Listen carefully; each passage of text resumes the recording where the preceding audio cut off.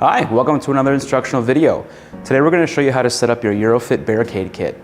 It's a fairly simple process and a tool-free assembly, so let's get started.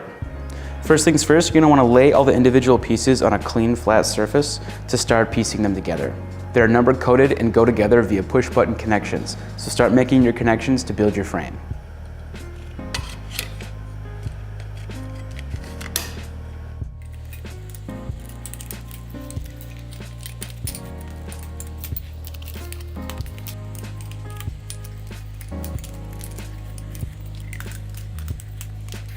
Go ahead and place the frame now into the respective feet, like so.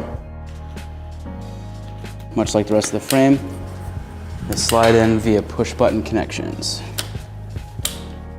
Now that your frame is assembled, you can now go ahead and attach the graphic. Go ahead and simply slide the graphic on over the frame and gently pull down. And it's as simple as that. You're now ready to utilize the marketing power of your EuroFit Barricade Kit.